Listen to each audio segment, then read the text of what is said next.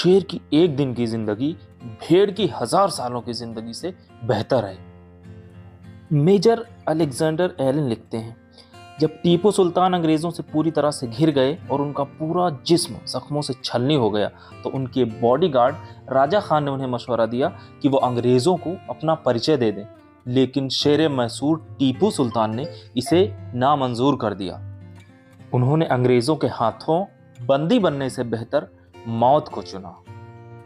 Major Alexander Elon आगे लिखते हैं, टीपू सुल्तान की शहादत के बाद उनको हमारे सामने लाया गया, इस हालत में कि उनकी आंखें खुली हुई थीं और उनका पूरा बदन गर्म था। एक लम्हे के लिए मुझे और कर्नल वेस्ली को लगा कि कहीं वो जिंदा तो नहीं, लेकिन जब हमने उनके शरीर को छुआ तो हमारा ये शक जाता रहा। उनके शरीर पर 4 घाव लगे हुए थे। टीपू सुल्तान को टाइगर ऑफ मैसूर या शेर मैसूर क्यों कहते हैं? टीपू सुल्तान अगर चाहते तो अंग्रेज़ों के साथ वीआईपी ट्रीटमेंट ले सकते थे, उनसे सुलह कर सकते थे। बस उन्हें बदले में अपना स्वाभिमान और अपनी खुददारी अंग्रेज़ों के कदमों में डालनी थी। लेकिन आखिर उन्होंने ऐसा किया क्यों नहीं? आज की वीडियो में हम बात करेंगे चीते का जबड़ा फाड़ देने वाले, अंग्रेज़ों को नाकों चने चबवाने वाले। Welcome back to my channel, see you around. आज की वीडियो में हम बात करेंगे the greatest warrior and the king of Indian history, Tipu Sultan के बारे में। टीपू सुल्तान साउथ इंडिया के मैसूर के रूलर थे, जिन्होंने लेट 18th सेंचुरी में अंग्रेज़ों के खिलाफ जंग लड़ी। उनको आज भी उनकी बहादुरी, उनकी मिलिट्री टैक्टिक्स और अपने मुल्क, अपने वतन से मोहब्बत के लिए याद किया जाता है। आज के वीडियो में हम एक्सप्लोर करेंगे टीपू सुल्तान की ज़िंदगी और उनके स्ट्रगल्स, उनकी लड़ाइयाँ ब्रिटिश साम्राज्य के ख़िलाफ़, उनकी विक्ट्रीज़, उनके रिफॉर्म्स जो उन्होंने अपनी रियाया के लिए किए, और इसके साथ साथ वतन से उनकी मोहब्बत के बारे में। टीपू सुल्तान का जन्म 20 नवंबर 1750 को देवनहाली यानी बेंगलोर के आसपास में एक छोटे से टाउन में हुआ था। टीपू सुल्तान के फादर का नाम हैदर अली था, जो कि मैसूर रियासत के हुक्मरान थे, और उनकी मां का नाम फखरुन्निसा था, जो कि कडप्पा फोर्ट के गवर्नर की बेटी थी। From a very young age, Tipu Sultan was trained in military tactics, horse riding and hunting. वो कई सारी लैंग्वेजेस में भी बहुत ज़्यादा फ्लुएंट थे, जैसे कि Arabic language, Persian language and Urdu language. Tipu Sultan का पूरा रूलिंग टाइम अंग्रेज़ों से लड़ाई करते हुए ही गुजरा।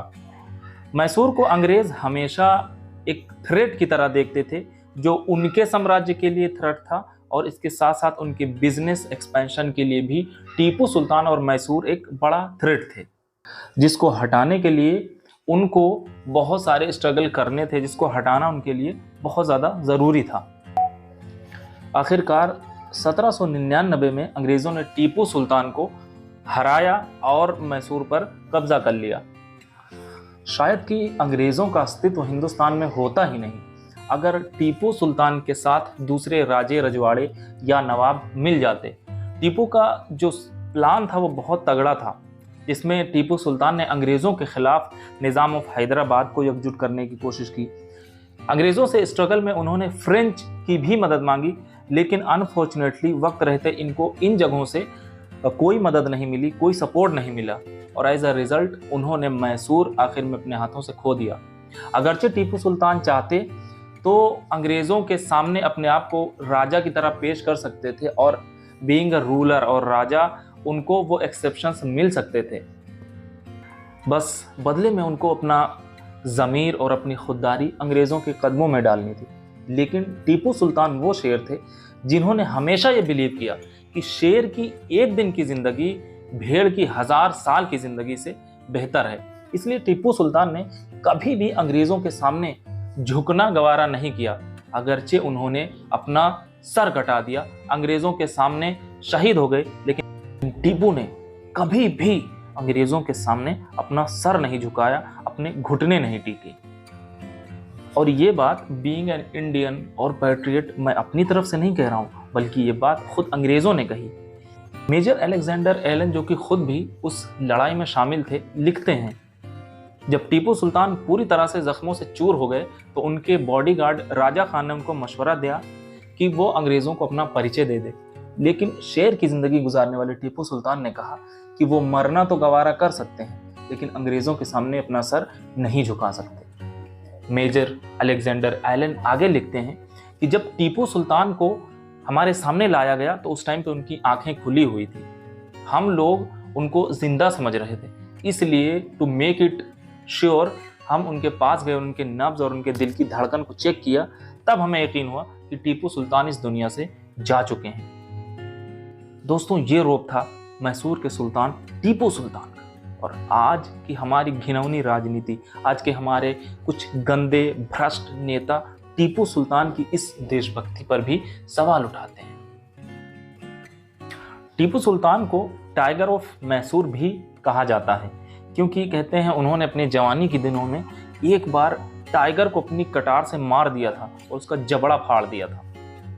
उनकी इस हिम्मत और उनकी ताकत की वजह से ही उनको टाइगर ऑफ मैसूर कहा जाता था। टीपू सुल्तान रॉकेट टेक्नोलॉजी में माहिर थे और यही वजह है कि उनको हिंदुस्तानी रॉकेट का फादर कहा जाता है। यानी हिंदुस्तान में रॉकेट का जो क्रेडिट जाता है वो सीधा टीपू सुल्तान को जाता है। उनके द्वारा यूज किए हुए रॉकेट आज भी ब्रिटिश म्यूजियम में रखे हुए हैं। टीपू सुल्तान को टाइगर्स से बहुत ज़्यादा प्रेम था और यही वजह थी कि उनके महल में कई सारे टाइगर बंधे हुए होते थे। उनको आर्ट्स की सरपरस्ती करना बहुत ज़्यादा पसंद था और यही वजह थी कि उन्होंने बहुत सारी पेंटिंग्स और स्कल्पचर्स को बनवाया था। टीपू सुल्तान एक डिवोटेड मुस्लिम थे, लेकिन साथ ही उनके अंदर दूसरे धर्म के प्रति बड़ी इज्जत थी और बहुत ज़्यादा टॉलरेंस था। और यही वजह थी कि उन्होंने अपनी हिंदू रियाया के लिए अपनी रियासत में कई मंदिर भी बनवाए थे और उन मंदिरों को बाकायदा चंदा भी देते थे। उन्होंने बहुत सारे क्रिश्चियंस को भी अलाउ किया था कि वो उनकी किंगडम में आएँ और चर्च बनाएं और उसमें इबादत करें। टीपू सुल्तान ने अपने जंगी करियर में बहुत सारी बैटल्स भी लड़ी और बहुत सारी जीती भी। 1780 में टीपू सुल्तान ने अंग्रेज़ों को बैटल ऑफ पोलीलूर में बुरी तरह हराया और उनसे कई सारे अहम किले छीन लिए। 1787 में उन्होंने मराठाओं को हराया और 1791 में उन्होंने निज़ाम्स ऑफ हैदराबाद को भी बुरी तरह डिफीट किया था। कहते हैं कि टीपू सुल्तान एक विजनरी रूलर थे, इसलिए उन्होंने अपनी रियाया को हमेशा बहुत ज़्यादा प्रायोरिटी दी और उनके लिए उन्होंने अपने किंगडम में बहुत सारे रिफॉर्म भी किए।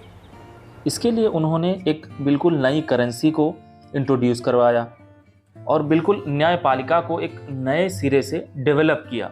इसके साथ साथ उन्होंने इंडस्ट्री की ग्रोथ को भी बहुत ज़्यादा इनकरेज किया और उन्होंने खेती के सेक्टर में खासकर बहुत ही अच्छे काम किए।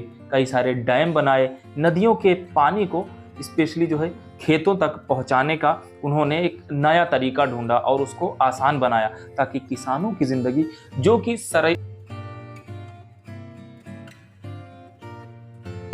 मैसूर की मेन सोर्स ऑफ इनकम थी, उसको बहुत बेहतर किया, रिफॉर्म किया। उन्होंने कई सारे रोड्स बनवाए और आम जनता के लिए कई सारे बिल्डिंगें भी अपने राज्य में बनवाई थी। In conclusion, Tipu Sultan was a great ruler. एक ग्रेट बादशाह होने के साथ साथ वो एक बहादुर सिपाही थे, जंगजू थे और उनके दिल में अपने वतन के लिए बहुत ज़्यादा मोहब्बत थी। वो एक ऐसे रूलर थे जो हिंदुस्तान की आज़ादी के लिए सबसे पहले लड़े थे और हिंदुस्तानियों को एकजुट करने की कोशिश की थी। उन्होंने अंग्रेज़ों के खिलाफ अपनी जान तो दे दी, लेकिन उनके सामने झुकना गवारा न किया।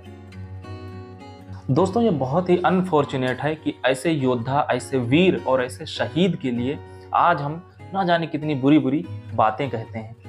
जो रेस्पेक्ट, जो वैल्यू उनको हम हिंदुस्तानियों से मिलनी चाहिए, वो उनकी आइडेंटिटी की वजह से नहीं मिल पा रही है। वैसे तो कर्नाटक में टीपू सुल्तान का एक पूरा डे मनाया जाता है, लेकिन इस पर बहुत सारे अब ऑब्जेक्शन भी होने लगे हैं। तो देखते हैं कि ये कब तक चलता है। तो ये रही एक छोटी सी वीडियो टीपू सुल्तान के ऊपर। अगर आपको हमारी ये कोशिश, हमारी ये वीडियो पसंद आई हो और आप ट्रू पैट्रियट हैं, आपको टीपू सुल्तान से मोहब्बत है, तो प्लीज़ इस वीडियो को लाइक करें और अपने दोस्तों के लिए, वो जो एक्चुअली अपने देश से मोहब्बत करते हैं, उनको शेयर करें। और इसके साथ साथ आप टीपू सुल्तान के बारे में क्या सोचते थे? Was a great patriot and a freedom fighter और नॉट? कमेंट में नीचे हमें ज़रूर बताएं। ऐसे ही हंसते रहें, मुस्कुराते रहें, वतन से मोहब्बत करते रहें और देखते रहें see you around. Thank you so much.